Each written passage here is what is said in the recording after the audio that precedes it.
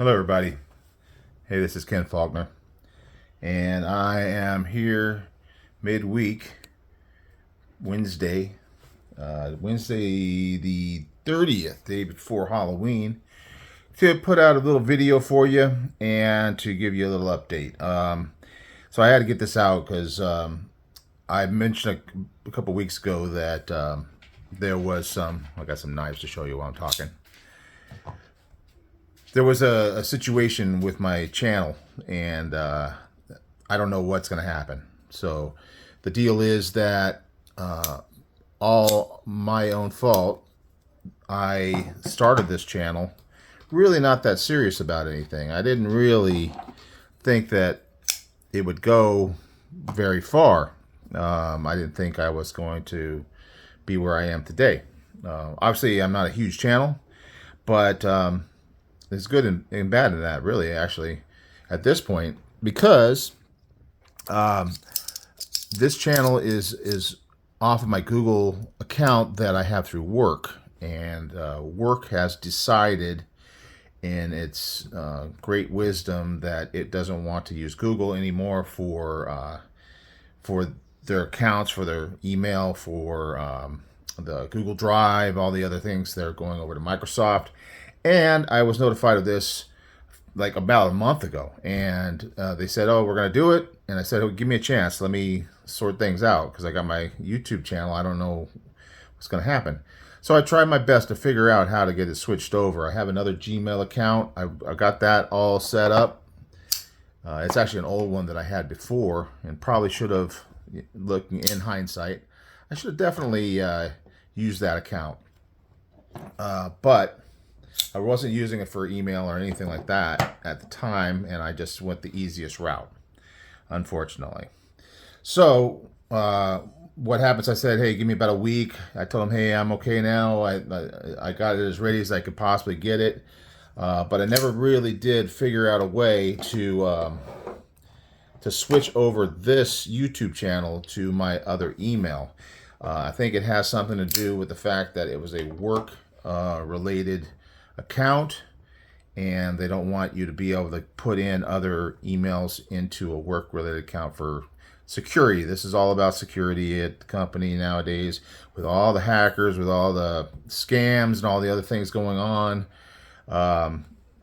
Security is necessary, and I realize that, but I am a kind of a victim of that because of the fact that they're protecting me from having somebody take over my account, but I also can't take over my own account. So anyway, basically this is what I know and what I don't know. I know that my Gmail account from work that the YouTube is attached to is going to shut down, and they said it was going to be a couple weeks ago, and then they kind of ghosted on me. They kind of didn't do anything about it. And then I just got an email this week saying, okay, I'm sorry we didn't do it, which I wasn't really sorry because I'm not looking forward to this.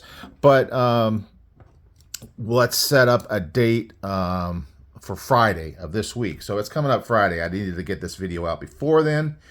I just want you guys to, if you're coming out looking for my videos, to know that there's a chance that it may be moved to another YouTube account. I don't know what happens. I on that other YouTube or that other Google account that I am now manager of this channel. But if the Google account that is the owner of that channel goes away, I don't know what happens to my YouTube account if it goes away, or I'm still able to manage it from the other account.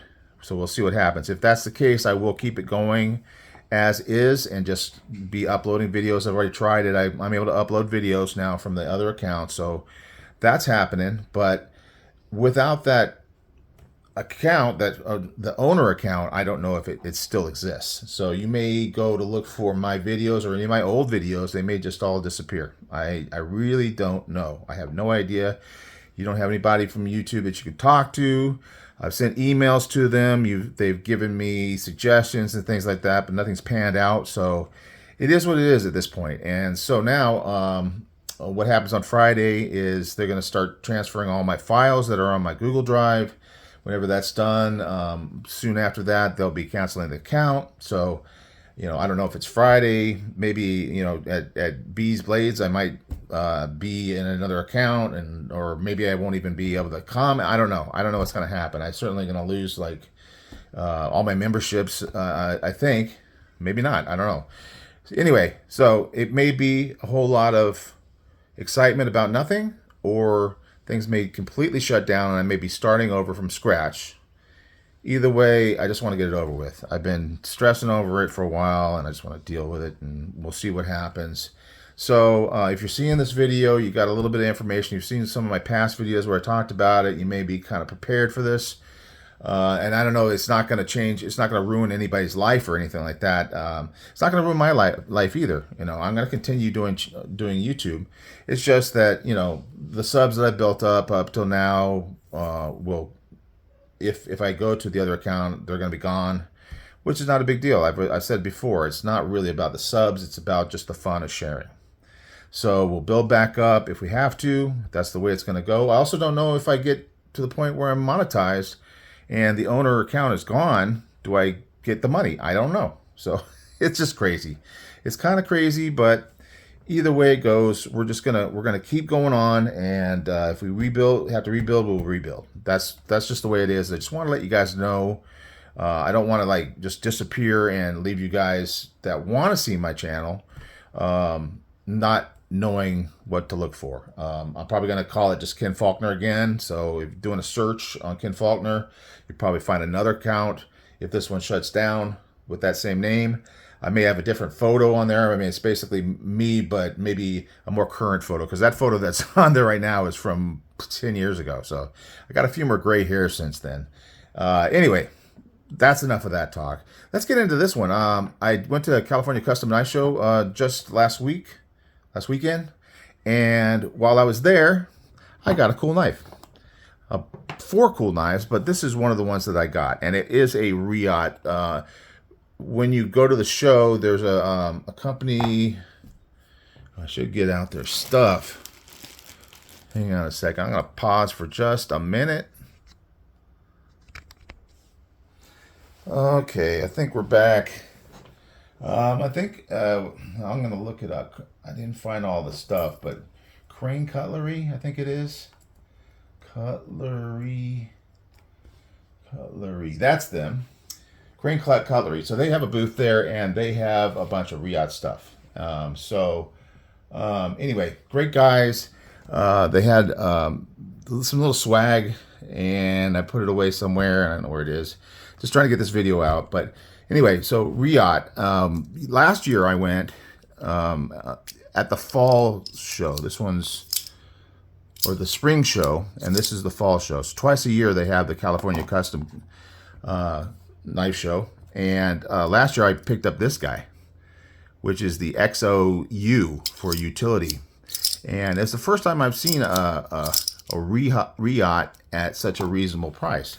Normally Reate, super fine quality, obviously China made, but great quality, one of the best from China. Does a ton of OEM work, like for Chavez. So here's an example of some of their work here with the Chavez. This one is the Redencion. Let's see, Chavez. Yeah, I don't have it. It's the kickstand one, the kickstand one. Anyway, I'm rushing to get this done. I don't have all my information in front of me, but you know that all of the non-custom Chavez knives are OEM'd over at Reate, and that's why you get such good quality in their knives. So anyway, this is the first one that I saw that they did kind of a cheaper price, aluminum handles instead of like titanium or anything like that, and the blade is just a utility blade. And I thought that was really cool. It works great for California because with the blade that is exposed being less than 3 inches, it makes it legal. So I was able to pick this guy up, and I was pretty excited about it. But this year when I went, there was this knife available, and apparently this is the PLXE, And apparently they already have some that are out, but they look a little different, this one. This is one that they have on the Reate website, but it's coming soon. So this one really caught my eye. There was another one as well that was more of a front flipper. And I think they're all in that price range of about $120. So this is that name, the PLXE.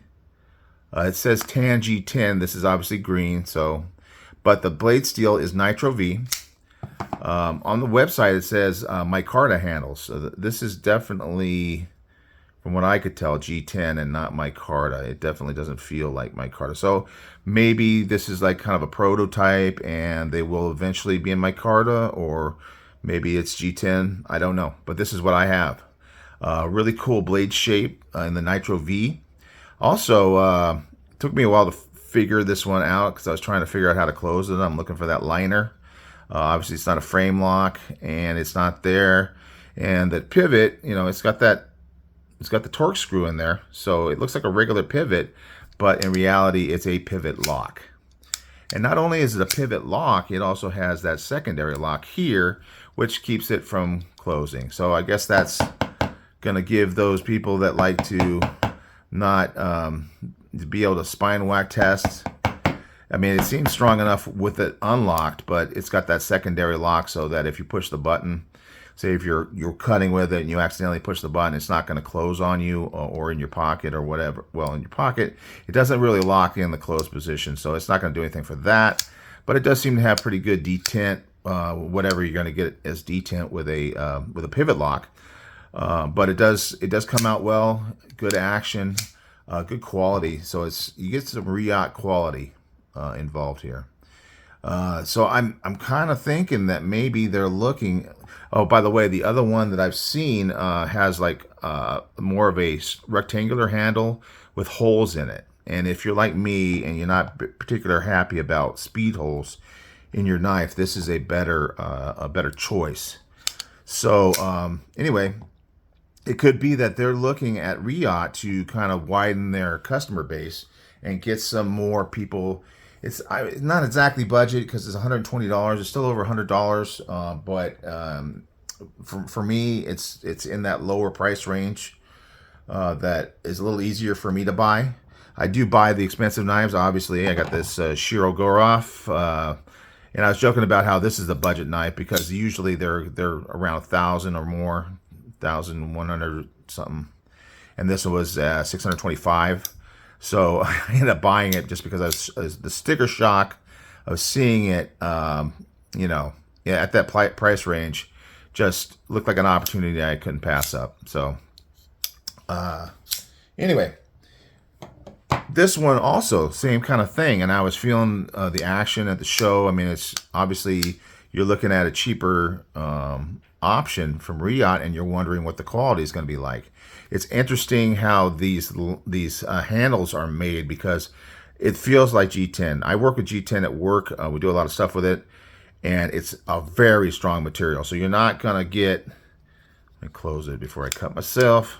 You're not gonna get any flexing. Well, I guess you'd see it better if I had it open. You're not getting any flexing, but it also has steel liners in there all the way through. Nested liners though, so you don't see them from here. But you can see in there they are, I don't really have the lights set so well here, but there is some milling in the liner, the liners that are inside there.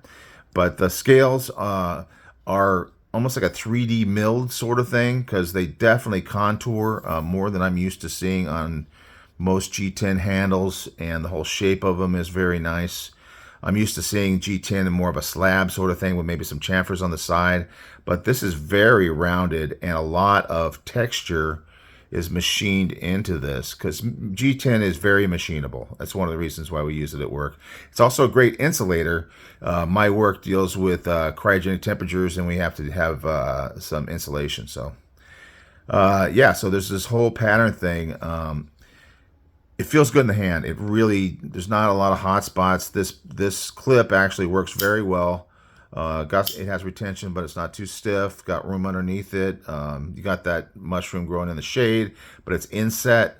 It's really actually quite a good clip, and it is what do you call it? Deep carry. You know, I often say that I don't mind it not decarry because I can grab it, but you really can just grab the outside of the clip and here in your pocket, pull it out. So I don't really have any problem with it.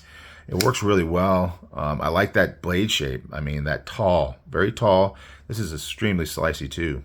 Tall blade shape, great drop point that I like a lot. Excellent hole for deployment, no flipper tab or anything like that. Little finger choil area up here, very nice for choking up, and plenty of room back here.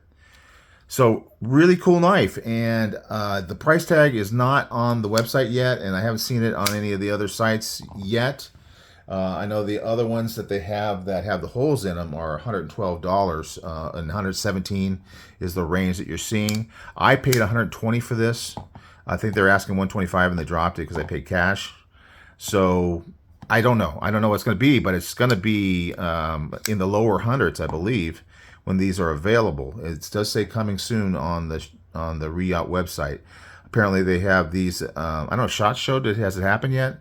They were talking about how they're going to have it at SHOT Show, or they have had it at SHOT Show. So it could be a few months. I don't know exactly when they're going to be dropping these guys, but I think it's going to be a great knife that people are going to like because the action is amazing.